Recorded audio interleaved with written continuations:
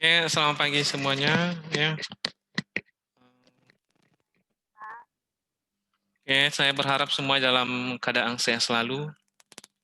Selamat tahun baru bagi Anda semua yang merayakannya. Saya berharap di tahun yang baru Anda juga baru, baik dalam bentuk kesehatan, begitu juga dalam bentuk semangat dalam belajar. Oke. Pertemuan kita pada hari ini adalah pertemuan ke-12 ya, vektor ya.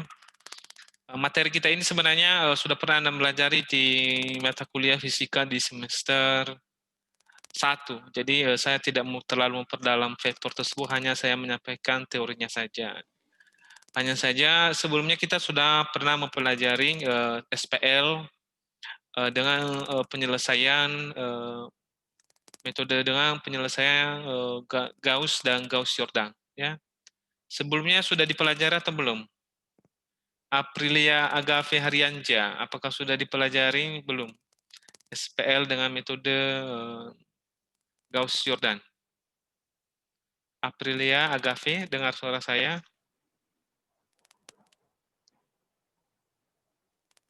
Atau Ratna? Ratna? Pak. Dengar Saya, suara? Pak. Oke. Udah dipelajari tentang SPL dengan metode Gauss-Jordan? Hmm,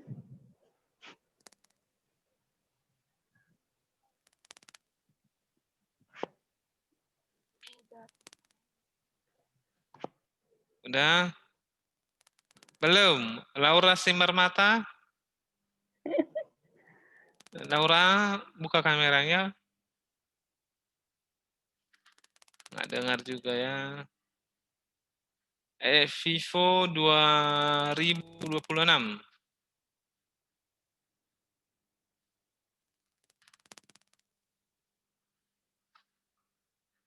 Syukur Manjai.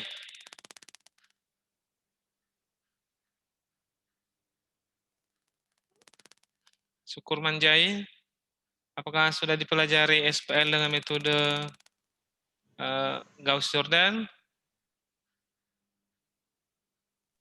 Sudah, Pak. Sudah paham?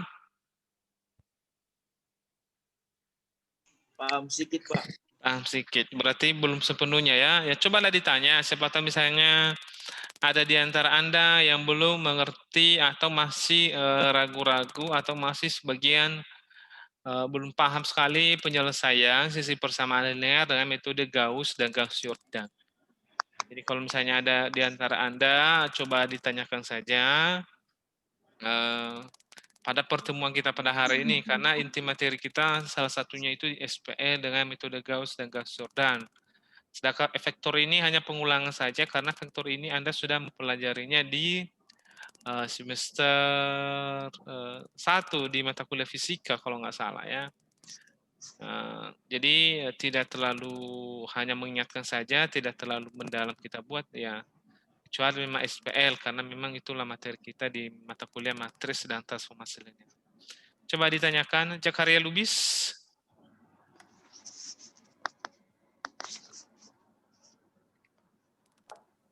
Ya, Pak.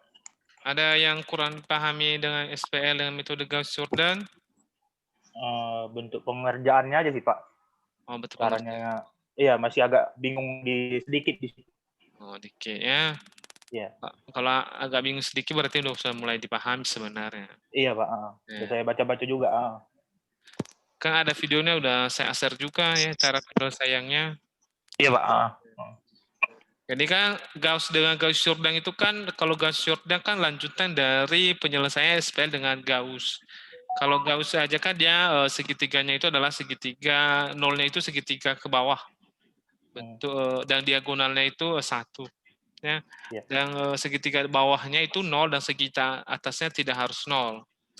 Tapi kalau Gauss-Jordan itu lanjutan dari Gauss.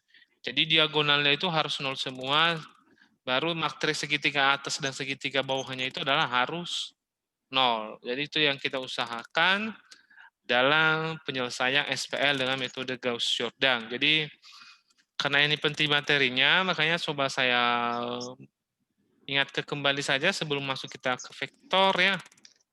Jadi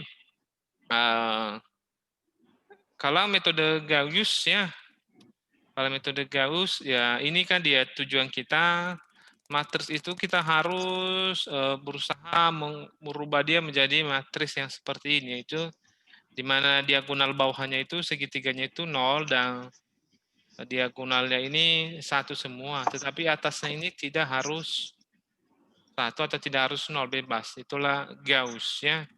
Kalau Gauss-Jordan menyempurnakan SPL, penyelesaian SPL dengan metode Gauss. Jadi Gauss dengan Jordan ini adalah dua orang yang berbeda. Gauss peneliti, Jordan juga peneliti.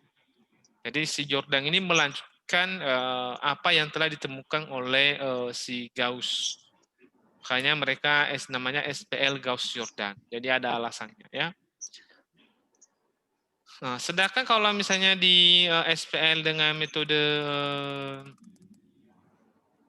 Gauss-Jordan ya seperti ini, kita ubah matriksnya itu menjadi matriks seperti ini, di mana diagonalnya adalah 1 semua, di mana diagonalnya 1 semua dan matriks segitiga atasnya dan segitiga bawahnya itu adalah harus 0 ya, harus 0, ini harus 0. Jadi itu bedanya. Sedangkan tadi di Gauss saja ini tidak harus 0 kalau misalnya di Gauss saja. Kalau Gauss-Jordan harus 0, segitiga atas dan segitiga bawahnya matriksnya itu harus 0, diagonalnya tetap 1. Jadi seperti itu bedanya ya. Jadi bagi yang belum paham ya coba dipelajari, kalau ada juga yang belum mengerti coba ditanyakan ya. Jadi dalam proses mengerjakannya ini kita berusaha mengalihkan, membagi, mengurangi atau menambah dan mengalihkan angka-angka yang lain supaya dengan tujuannya adalah supaya matriksnya itu ya kembali ke sini, supaya ini kembali ke sini. Jadi itulah usaha kita. Jadi tidak ada artinya rumus-rumus yang harus seperti ini, tidak ada aturan baku kalau mengerjakan Gauss-Jordan harus seperti ini, tidak ada aturannya. Kita sendiri yang membuat aturan tersendiri atau kita sendiri yang membuat rumusnya, kita sendiri yang mencari angkanya, mana yang pas. Kita sendiri juga yang membuat operasinya, apakah kita harus mengurangi, apakah harus membagi, apakah harus mengalihkan atau menambahkan. Jadi kita sendiri. Jadi dalam penyelesaian Gauss-Jordan ini tidak ada aturan baku yang memang harus kita ikuti dengan tepat. Jadi terserah kita saja. Pokoknya ya sampailah ke seperti ini dia. Pokoknya tujuan kita ya tercapai yang ini. Nah, itulah kalau metode SPL dengan metode Gauss-Jordan. Mudah-mudahan bisa dipahami. Kalau misalnya ada yang mau ditanyakan, silakan Bapak Ibu yang sudah bergabung pada Zoom hari ini. Yang sudah bergabung sudah 25 orang dari 2 kelas atau 3 kelas sama hari Jumat. Saya ingatkan kembali supaya Anda tetap melakukan absensi melalui Google Form. Ya, pertemuan kita pada hari ini pertemuan ke-12 dengan topik vektor ya. Nisa Wardani ya. Apakah dengar suara saya, Nisa?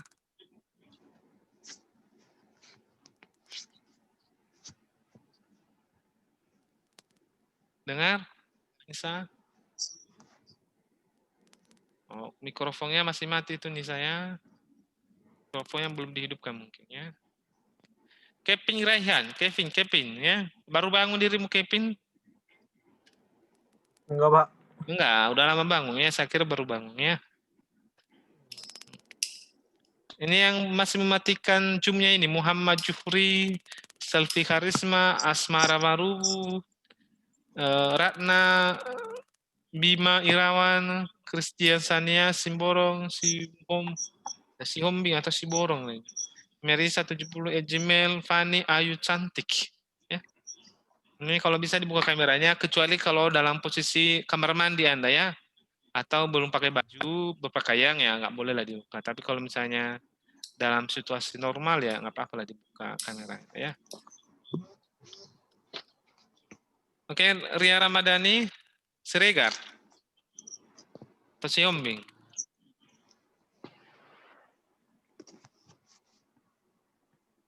Padanya Oh, aja, Pak.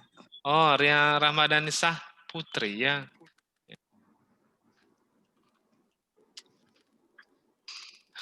Oke, mudah-mudahan sudah bergabung. Kita masuk ke vektor ya. Jadi penjelasan vektor ini tidak terlalu dalam.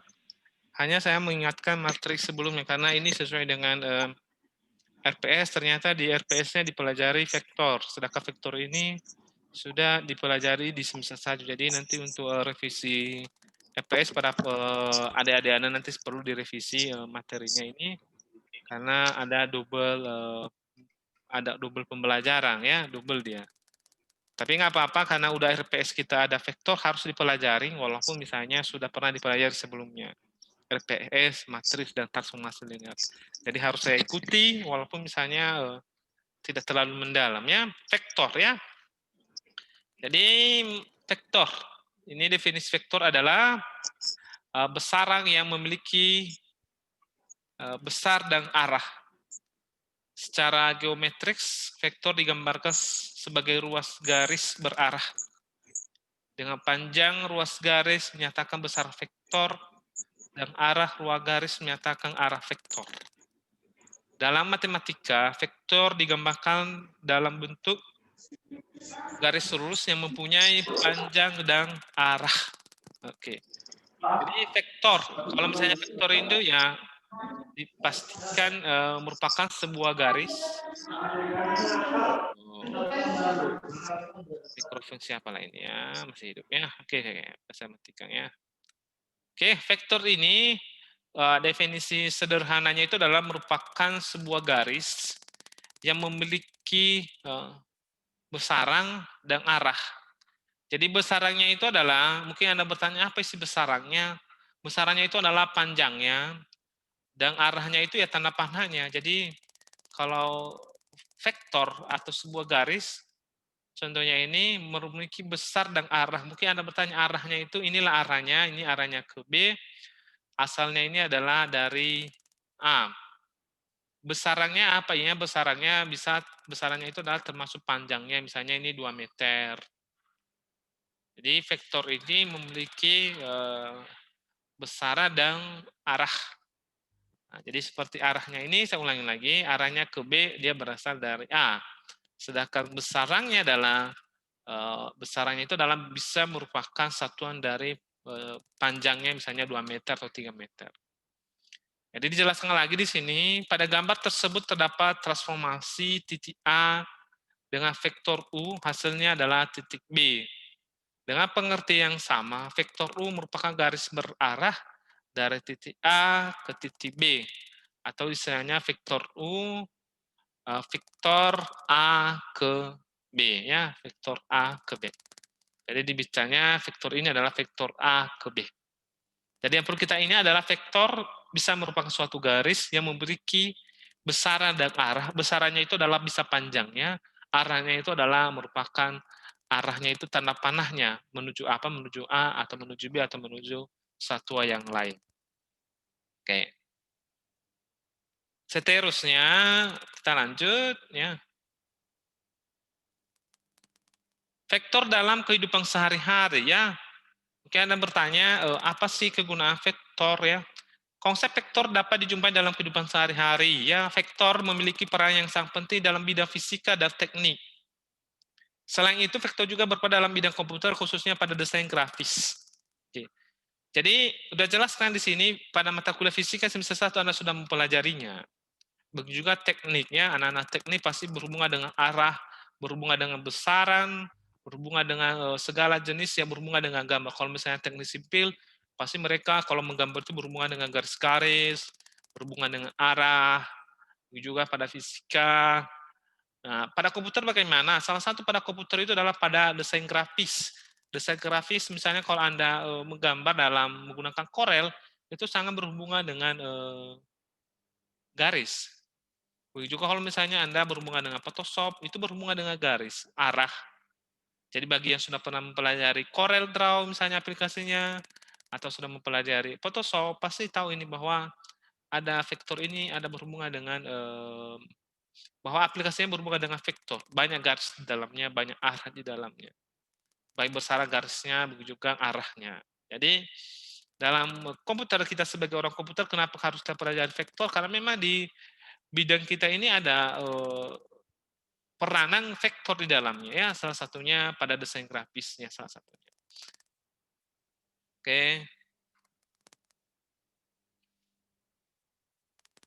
Kalau ditanya apakah banyak sekali ya peranan vektor di dalam komputer ya. Bukan hanya pada desain grafis, pada bidang-bidang yang lain juga sangat banyak ya. Selanjutnya jenis-jenis vektor atau klasifikasi vektor ada banyak sekali dan mungkin Anda sudah pernah belajar sebelumnya. Saya hanya mengingatkan kembali vektor-vektor itu ada banyak jenisnya. Ada vektor satuan yaitu vektor yang memiliki arah meskipun hanya memberi nilai satu. Ya ini vektor ini. Ini vektor ini kita biasanya berhubungan dengan grafik kartesius atau grafik yang berhubungan dengan 3 dimensi yaitu X, Y, Z ya.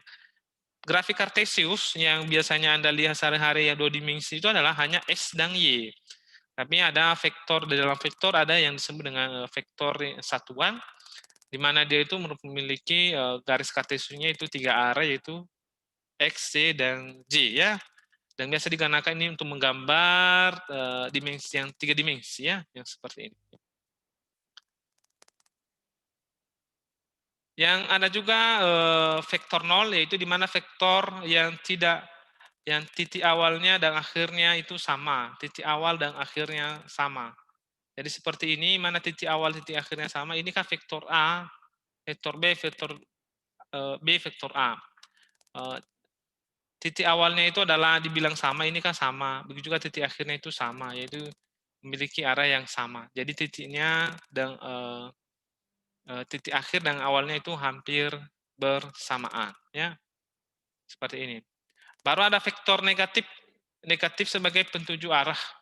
Jadi vektor negatif di sini kalau Anda lihat vektornya ada vektor negatif, walaupun misalnya di dalam gambar ini yang negatif ini minus B, di sini A, tapi dalam proses penambahan perkaliannya itu ada negatif, makanya disebut dengan vektor negatif. Jadi kalau Anda lihat aja nanti lihat grafik kartesius, kalau misalnya menuju ke kartesius negatif bahkan disebut dengan vektor negatif. Baru ada vektor posisi, yaitu vektor yang menempati posisi pada bagian kartesius. Nah, seperti ini. Vektor kartesius jadi digambar atau digambar berdasarkan posisi kartesius. Misalnya vektor B ini titik akhirnya B 2,4 berarti terletak di sini. Begitu juga vektor A 4,1. Jadi letaknya itu di titik 4,1 pada bidang kartesius. Selanjutnya ada vektor ortogonal, yaitu vektor berbasis pada 3 dimensi. Ya. Jadi seperti ini, berbasis 3 dimensi. Ini kalau menggambar ini saya gunakan tadi menggunakan vektor atau bidang kartesius 3 dimensi yaitu X, Y, dan Z. Sama juga vektor basis yaitu vektor yang menempati suatu kartesius yang seperti ini menggunakan bidang kartesius. Jadi tapi ini 3 dimensi ya. Oke. Selanjutnya vektor resultan atau vektor yang menjadi hasil dari semua vektor. Jadi seperti ini hasil, misalnya kita vektor A dan vektor B kita tambahkan maka menghasilkan sebuah vektor resultan. Jadi merupakan hasil dari penjumlahan 2 vektor atau 3 vektor atau lebih. Jadi itu disebut dengan vektor resultan seperti ini. Jadi itulah kualifikasi dari jenis-jenis vektor. Kalau misalnya Anda memperdalam nanti dan mungkin Anda sudah pernah mempelajarinya di semester 1 ya. Saya hanya mengingatkan saja. Oke. Lanjut ya. Vektor, penjumlahan vektor. Jadi kita sampai penjumlahan vektor. Kalau Anda lihat vektor itu ada 2 penjumlahannya yaitu poligon dan jajar genjang ya. Kalau poligon artinya banyak segi ya, poli artinya banyak. Jadi penjumlahan vektor dengan merangkai setiap vektor sedemikian sehingga ujung suatu vektor bertemu pada dengan pangkal vektor lain.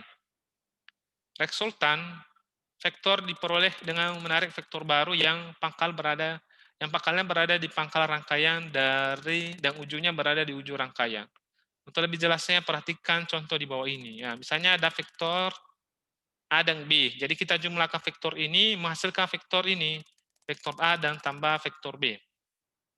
Kalau di poligon, yang ditambahkannya itu adalah ditambahkan, berarti ujung vektor 1 ditambahkan ke ujung vektor yang lain. Ya, jadi seperti di sini, vektor A ini, ujungnya ini diletakkan vektor B. Nah, ini. Maka menghasilkan sebuah resultan. Resultannya ini adalah ini A dan B. Jadi R-nya itu adalah A, vektor A dan ditambah vektor B. Jadi inilah dia hasil. Jadi inilah vektor resultan. Atau hasil dari penambahan vektor A tambah vektor B. Oke. Itulah poligon ya. Kalau poligon vektor yang satu ditambahkan ke ujung vektor yang lain. Berbeda kalau misalnya janjar genjang ya. Kalau janjar genjang itu tidak di pangkalnya tetapi di pangkalnya ditemukan. Jadi pangkal vektor A dan vektor B itu diketemukan ya, seperti kasusnya ini dengan ini dibuat di sini.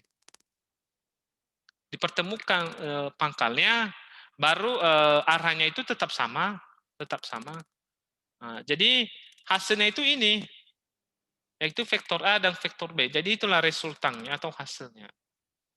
Jadi dari ini menghasilkan sebuah janjar genjang ya, janjar genjang ya. Jadi janjar genjang itu adalah segi yang miring ya. Nah, menghasilkan janjar genjang. Makanya disebut dengan metode janjar genjang ya, seperti ini. Jadi dalam poligon tadi kalau dijumlahkan vektor yang satu diletakkan di ujung vektor yang lain. Kalau ini pangkalnya diketemukan, dibuat ketemu. Atau pangkalnya yang ditambahkan. Sehingga menghasilkan sebuah janjar genjang. Jadi itulah penjumlahan vektor secara fisik ya.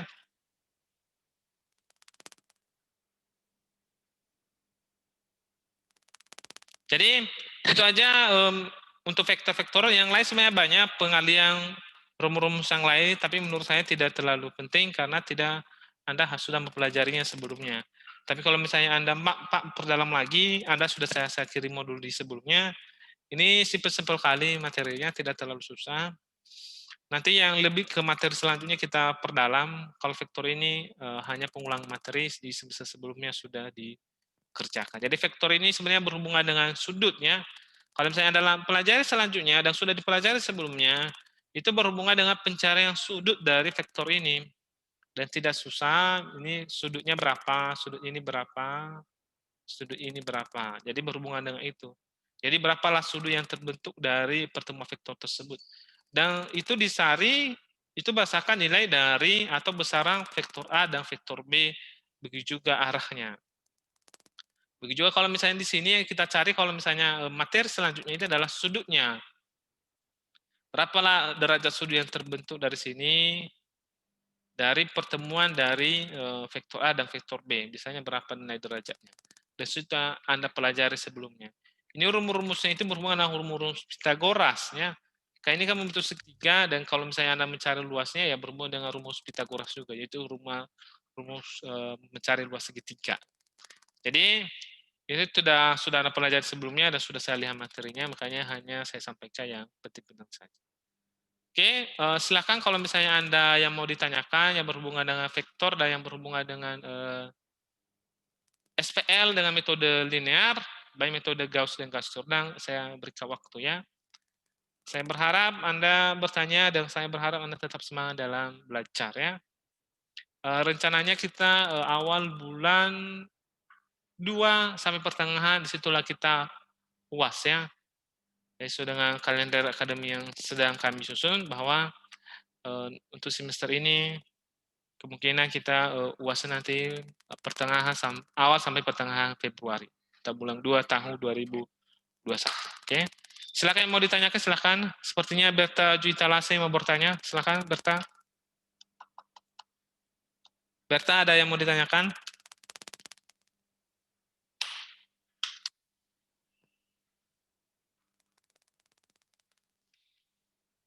Atau Berarti garisnya itu cuma 2 arah ya, Pak?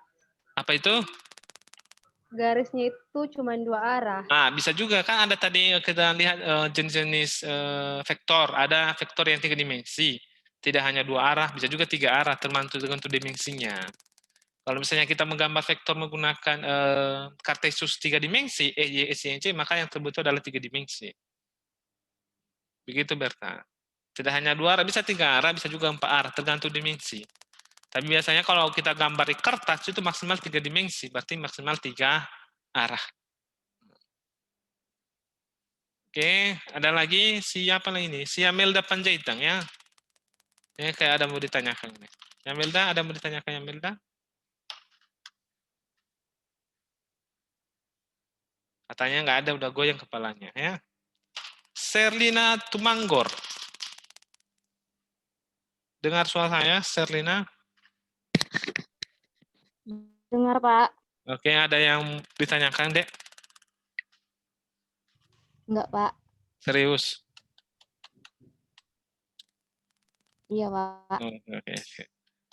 Si siapa ini? Bima Irawan ini nggak nampak mukanya, mungkin lagi di kamar mandi ya. Laura Simarmata ya.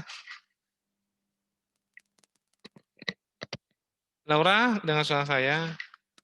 Erwin Sinaga.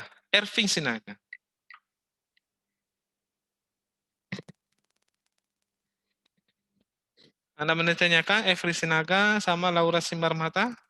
Ada, Pak. Ada. Merisa 70@gmail.com. Enggak ada, Pak. Oke. Sepertinya Anda masih rata-rata di kampung ya, di rumah. Ya, mungkin lagi menikmati libur Natal dan Tahun Baru. Ya, mudah-mudahan walaupun Anda masih di rumah, mudah-mudahan Anda tetap fokus belajar. Tidak disibukkan dengan pekerjaan rumah ya, apalagi wanita-wanita. Tahun Baru sibuk nyuci piring, sibuk masak kue, sibuk masak, sibuk melayani tamu, dan sibuk-sibuk lagi. Sehingga nggak bisa mengerjakan tugas, nggak bisa belajar. Pak, mau nanya sedikit, Pak. Oke, silakan Jakaria. Gini, Pak, cara mencari vektor itu bisa menggunakan rumus trigonometri apa tidak, Pak? Bisa. Ya, Pasti tahu. menggunakan sinus, kosinus, tangen. Iya, pas, bisa. Sebelumnya udah pelajari. Sebelumnya pas. Iya, Pak. Pasti mencari sudutnya itu pasti kita mencari membuat kosinus, sinus dan Iya, pasti. saya kurang mengerti di semester 1 sih pakai yang trigonometri itu. Iya, Caranya pas. gimana? Siapa yang ngajar semalam? Miss Melda? Iya, kurang mengerti pas. dikit saya, Pak. Yang ngajar saya juga dulu Miss Melda. Oh, iya. Trigonometri juga, pakai sinus kosinus. Iya. Jadi sama dosen kita. Iya. Jadi makanya saya kasih tahu ini materi sudah dipelajari. Iya, Pak. Saya baca, pasti saya aja dulu udah belajar sampai sedalam-sedalamnya. Apalagi Anda gitu. Jadi ya Anda mungkin lebih pandai daripada saya. Jadi nggak perlu saya perdalam. Oke, ada lagi? Monica Teresia.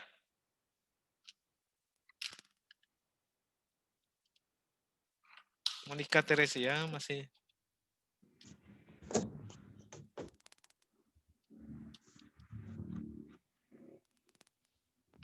Oke, sudah dibuka kameranya. Ada mau ditanya ke Monica? Enggak ada, Pak. Oke, mantap. Kalau nggak ada. Oke, kalau nggak ada, yang akan saya tugas nanti adalah saya bentar lagi ngirim tugas di Google Kelas, mohon dikerjakan sebagai latihan untuk SPL. Ya, saya masih khawatir sama Anda belum mempelajari SPL dengan metode Gauss-Jordan karena saya lihat di view YouTube saya itu baru 11 kalau nggak salah 11 yang view. Berarti yang belajar baru 11 orang lah. Di antara Anda kelas saya ini SPL kurang lebih mahasiswanya itu 70. Tapi yang view YouTube-nya baru 11. Berarti kemungkinan besar Anda belum mempelajarinya kan? Baru 11 ya, belum tentu hanya melihat saja, belum tentu lagi yang hanya pokoknya diklik aja. Jadi mungkin di antara Anda belum belajar, belum mendalam, oleh karena itu nanti saya kirim tugas untuk SPL Gauss-Jordan sebagai latihan, bukan tugas, latihan buat Anda untuk melatih diri Anda. Nanti hasilnya Anda kirim melalui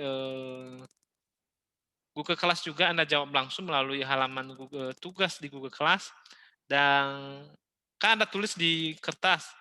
Anda tulis di kertas, Anda foto, kalau bisa pakai HP yang ada aplikasi cam scanner, Setelah itu Anda ubah ke PDF dan kirim ke saya melalui Google Class juga. Jadi kalau misalnya PDF-nya banyak, gambarnya banyak, kan di PDF bisa disatukan dengan aplikasi Cam Scanner. Jadi berapapun foto, kalau misalnya Anda di Google di Cam Scanner, berapapun fotonya bisa disatukan dalam satu PDF. Jadi nanti kalau meriksanya lebih enak ya, lebih gampang saya meriksanya. Jadi itu nanti yang saya kirim setelah ini SPL dengan metode Gauss Jordan. Oke, ada yang mau ditanyakan silahkan lagi. Kalau nggak ada biar saya kirim segera tugasnya.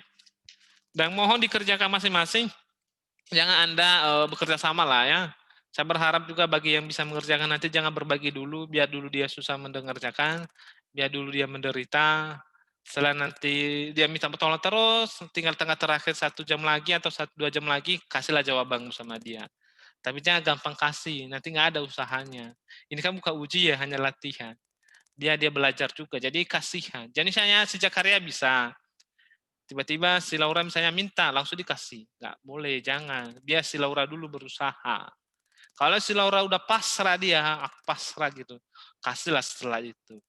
Nah, jadi biar dia berusaha. Jangan juga sayanya ya gampang saja, mintalah kawan jawabanmu, langsung kalian kasih ya. Karena nanti yang rugi, dan dia juga rugi. Karena dia nggak belajar gitu ya, dia nggak belajar. Anda juga rugi, udah capek-capek mengerjakan, langsung kasih sama dia. Ya, jadi kan sama-sama rugi. Oleh karena itu, supaya lebih baik, ya biar berusaha dulu Anda masing-masing, berusaha dulu. Kalau nggak bisa, ya bisalah sharing. Atau bisa bertanya. Misalnya si Nisa tanya sama si Handayani, ya seperti itu. Tapi berusaha dulu. Kalau misalnya nggak bisa lagi, tinggal 2 hari lagi pengumpulan, barulah bertanya. Tapi awalnya Anda harus berusaha dulu. Karena tutorialnya itu sangat banyak, apalagi di internet. Jadi tidak susah lah. Untuk belajar pada saat ini, asal Anda kuota datanya saja, asal ada paketnya saja, aman lah semuanya. Oke, sepertinya tidak ada lagi yang mau bertanya. Aman ya? Oke, saya ingatkan lagi, jangan lupa absensi ya. Oke, sekian pertemuan kita. Selamat pagi menjelang siang ya. Salam sejahtera. Pagi, Pak. Mudah-mudahan Anda sehat semua ya. Oke, Malulate, bujur, sawagel. Amin. Oras yahobu maju-jua ya. Assalamualaikum warahmatullahi wabarakatuh. Coba ditutup ya.